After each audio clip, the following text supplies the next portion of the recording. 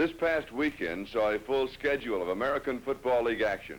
It was a schedule which produced one major upset, 2 routs, and 2 close, hard-fought games. The 10 teams scored a walloping 283 points in a memorable display of offensive power. Boston and New York, the 2 leaders of the Eastern Division, met in Birmingham, Alabama on Sunday. The Patriots had an upset in mind as they went after their second win. Ground the Jets can mean only one thing. Stop Joe Namath, the premier passer and super idol of the New York Jets. Boston's quarterback, Mike Tolliver, once Namath's understudy, led a precision passing attack early in the first quarter. But not precise enough. Randy Beverly picked up this pass on the Jets' 32 and returned it 68 yards for the first score of the game.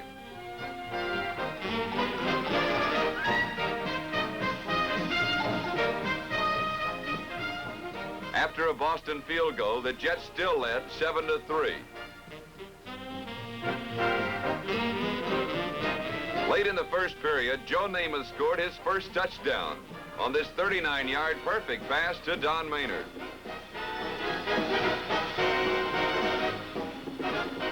The Jets led 14-3 at the end of the first period. New York added a field goal, and Boston tried to come back with a bomb. But number 22, Jim Hudson, intercepted.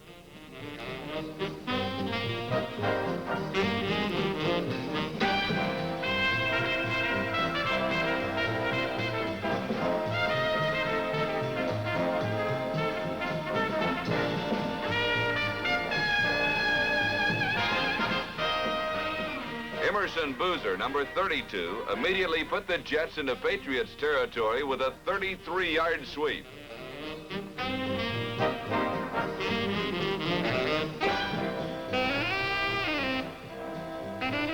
On 3rd and 9, Namath aimed for Boozer, but Boston's Don Webb broke it up.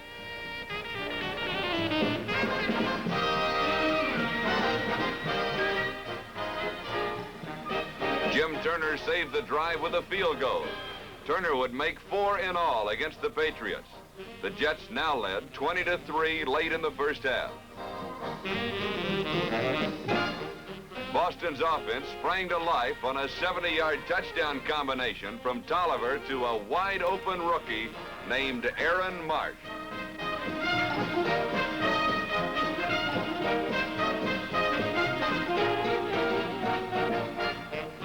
At halftime, the Patriots only trailed 20-10.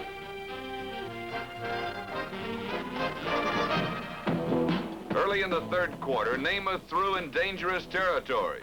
Number 70, defensive end Mel Witt, grabbed Namath's pass and jogged over from the 4. Boston only trailed by 3 points.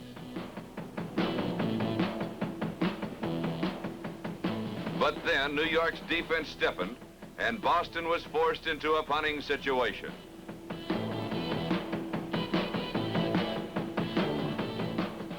Again, New York's defense came through. Bob Scarpetto's punt was blocked by Paul Crane. Mark Smolinski fielded the loose ball and scored easily. New York's defense had now outscored its famous offense 2-1.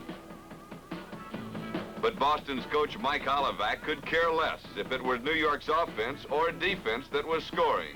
Either way, the Patriots were in trouble. Then Namath tied his own team's defense by scoring New York's second offensive touchdown on a 27-yarder to Pete Lamon.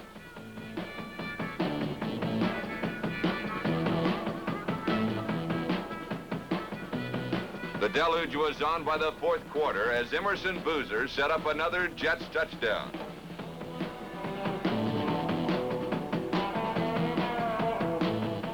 From the 1, Boozer went over, and the Jets led by more than 3 touchdowns. Boston fought back to the end. A fumble return scored 1 touchdown, and this 44-yarder from rookie Tom Sherman to Jim Coleclaw set up another.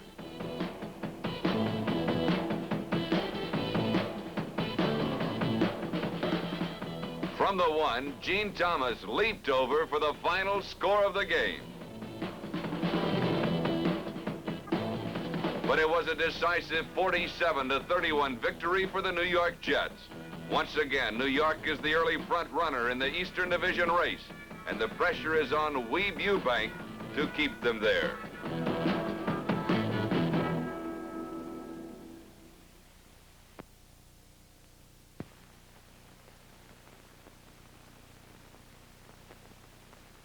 The Kansas City Chiefs were host to Denver on Sunday, and the Broncos demonstrated a brutal defense, but eventually fell prey to a wild fourth quarter. 1 year ago, the Broncos were involved in a long season using 20 rookies and 10 men who had only been in the league 2 years. They are now a year older, which is vital, but they sorely missed their first-team quarterback Steve Tensey and their leading receiver Al Denson. For Denver to get on the winning track, it will take many more efforts like the one they turned in during the first half against the powerful Chiefs. Midway into the first period, their pressuring defense caught Kansas City's Gerald Wilson behind his own goal line for a safety.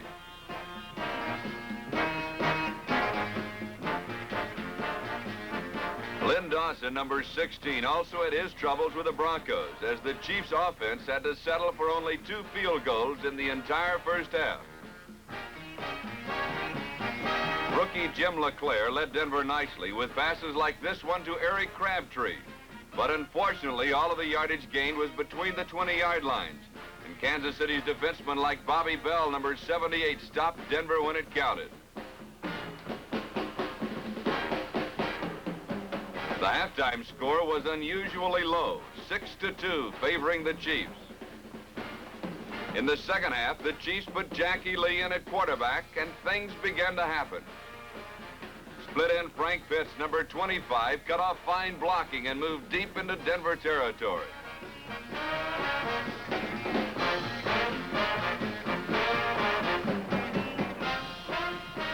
From the 17, rookie Bobby Holmes thundered in to score the game's first touchdown.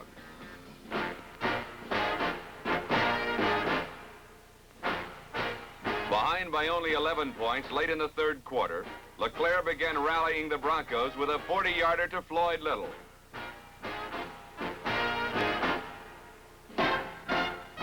Eric Crabtree then grabbed his 7th pass of the game as they crossed midfield.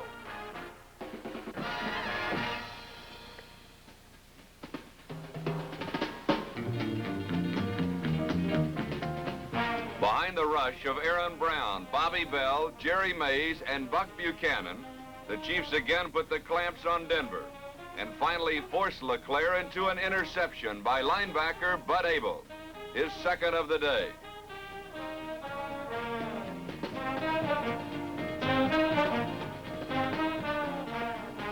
It was still only 13-2 as the last quarter began, but it was in this period that the rare defensive struggle turned into an offensive rout by the Chiefs.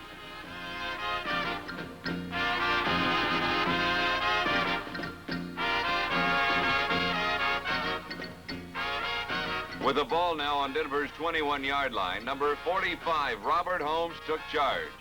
He's only 5'9", but weighs 220 pounds, and is another sledgehammer in Kansas City's arsenal of backs.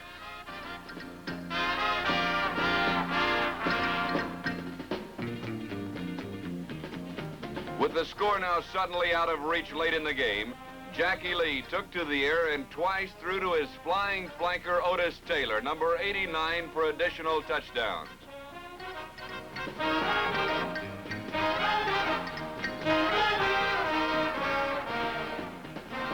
Taylor's final touchdown gave Kansas City a whopping but hard-earned 34-2 victory.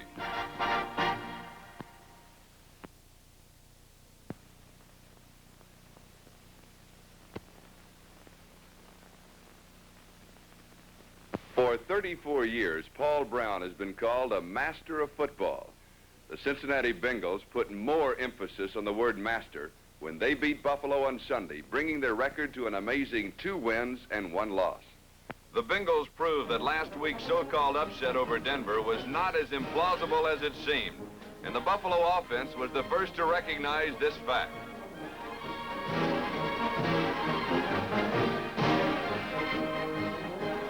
Early in the first quarter, the Bengal defense, led by number 58 Al Beauchamp, repeatedly stopped the Bills' ground game.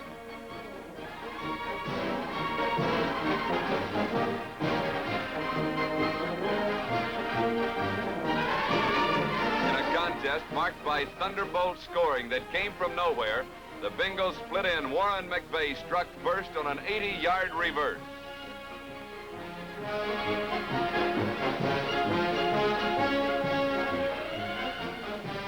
Combined with Dale Livingston's 11-yard field goal, this gave Cincinnati an early 10-0 lead. But Buffalo's offense was not to be deprived for long as the all-rookie attack began to gel. Quarterback Dan Darragh connected first with number 25 flanker Haven Moses.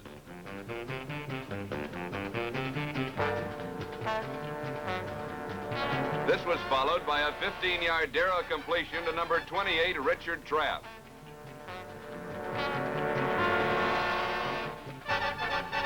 From the 14, another rookie, Minnie Max Anderson, pounded around left end for the score, which made it 10-7 Cincinnati at the half.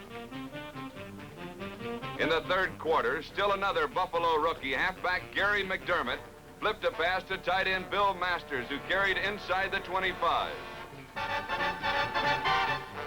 Then McDermott skirted left end to give Buffalo a 14-10 lead.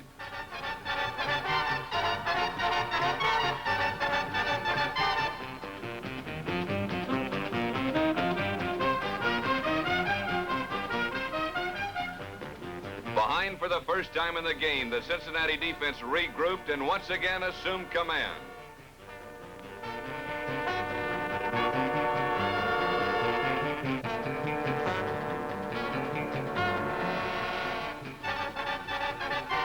Thunderbolt struck side by side as number 47 Charlie King and seconds later linebacker Al Beauchamp intercepted passes thrown by the harried Buffalo quarterbacks and ran for touchdowns that gave the Bengals a 27-14 lead.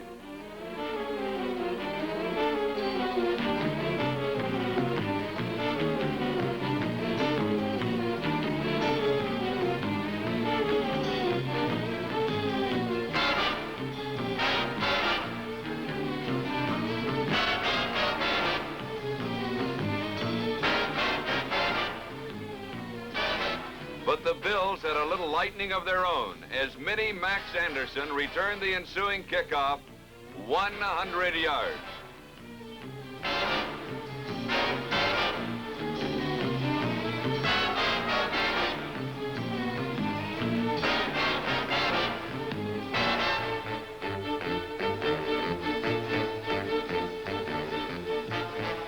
With 3 minutes remaining in the game, the Bills were forced to punt, and Paul McGuire dropped it on the 1-yard line.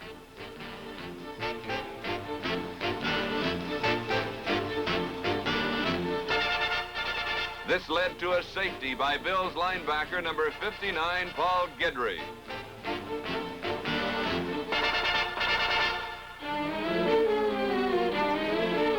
With Buffalo trailing by only 4 points and with a chance to go ahead, Darragh threw to Haven Moses at the 12.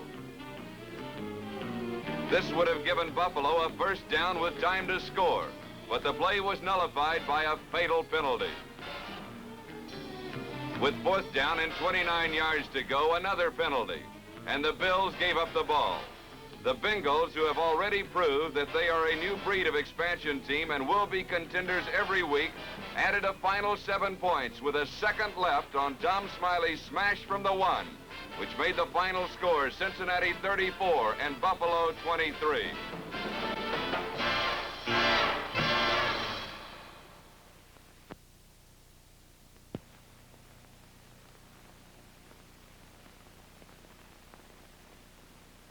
Saturday night in the Orange Bowl, the Oakland Raiders put on a powerful, impressive, and well-balanced show as they rolled over the winless Miami Dolphins.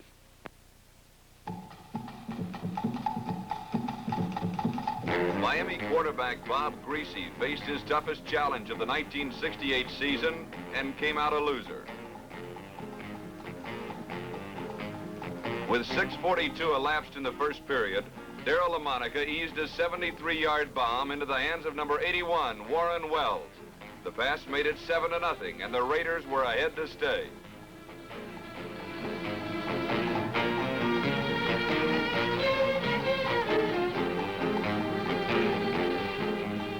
Miami was soon forced to punt, and the Raiders began to move again. Hewitt Dixon, number 35, powered off left tackle for 14 yards.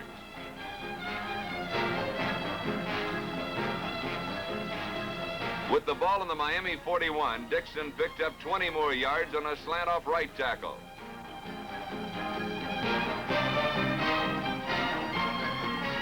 Four plays later, LaMonica hit number 33, Billy Cannon, with a 3-yard scoring toss.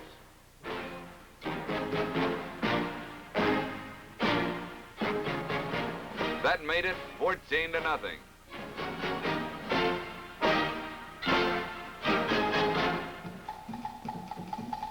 On the last play of the first quarter, Dixon took a swing pass and churned out 21 yards.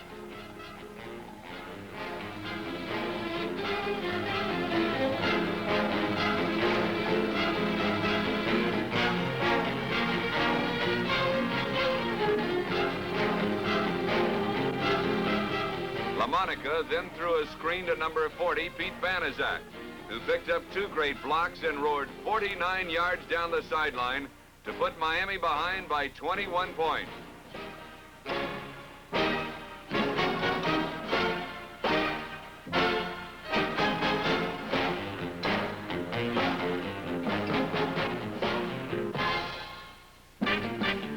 But the Dolphins fought back and capped an 82-yard march with a 4-yard pass from Greasy to number 20, Larry Seipel, who just made it over the goal line.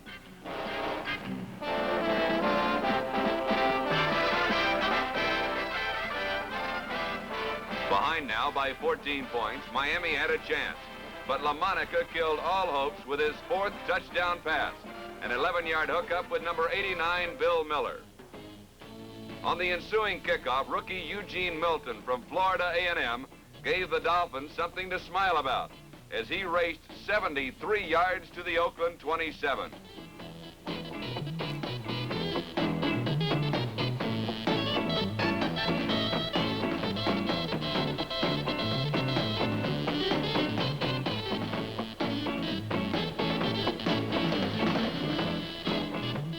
Plays later, Greasy threw an 11-yard pass to number 89, Carl Noonan, who made it Oakland 28, Miami 14.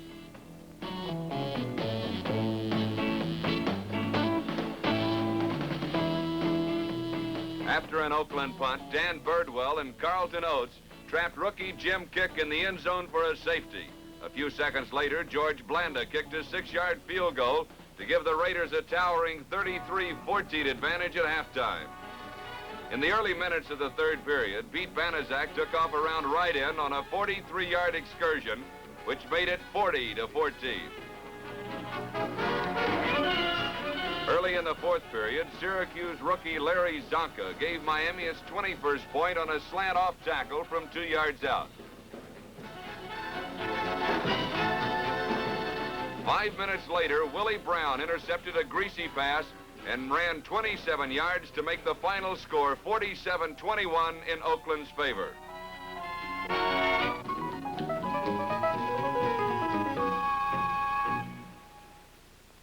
The San Diego Chargers faced their first major test against the Houston Oilers in San Diego. A defensive struggle stymied both teams in the first quarter.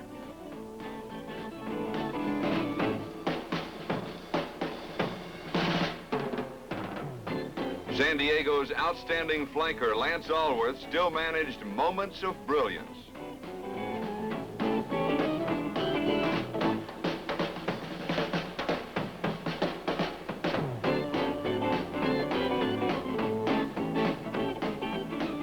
But the rugged Houston defense stopped the Chargers from scoring any touchdowns.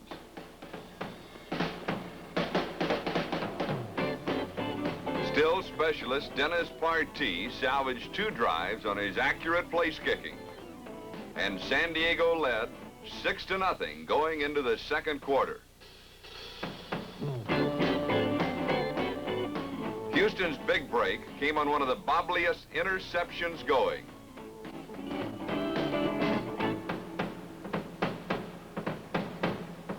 Number 52, Garland Boyette, is the juggler for the Oilers. Unfortunately for the Chargers, the ball was whistled dead before San Diego's Brad Hubbard got to it, which pleases Charger coach Sid Gilman little.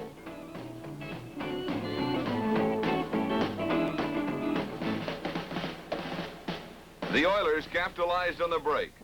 Pete Beathard went to his halfback, Sid Blanks, who made a leaping catch.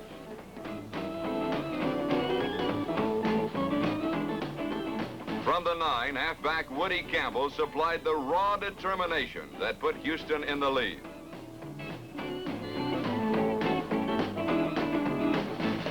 But another San Diego field goal kept the Oilers trailing 9-7.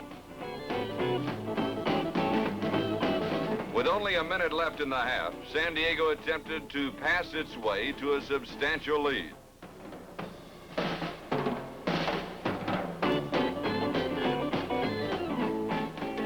Inside the Houston 20, quarterback John Hadel looked for his tight end, number 38, Jack McKinnon.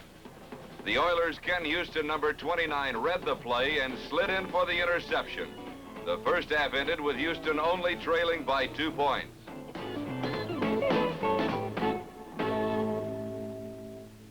The Oilers took charge in the third period. Beathard found his rookie receiver, Mac Hike, for 16 yards.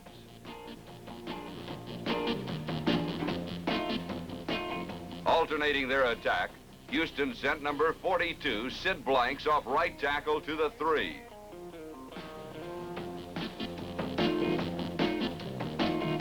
From the 1, Hoyle Granger over the top, and Houston regained the lead. The Oilers are ahead, 14-9. But late in the third quarter, John Hadel started to pick apart Houston's pass defense. Lance Allworth moved inside Houston's 30 on the last play of the third quarter.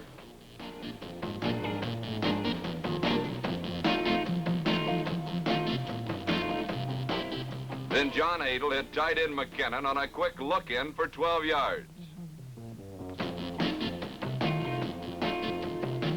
From the 3, Hadel tried Houston's flank. Brad Hubbard took the pitch out, broke linebacker George Webster's attempted tackle, and went all the way. San Diego scored again in less than 2 minutes and pulled away from Houston 23-14. All the pressure was now on Houston. San Diego went into a prevent defense with a 3-man rush. With his receivers covered, Beathard was forced to eat the ball.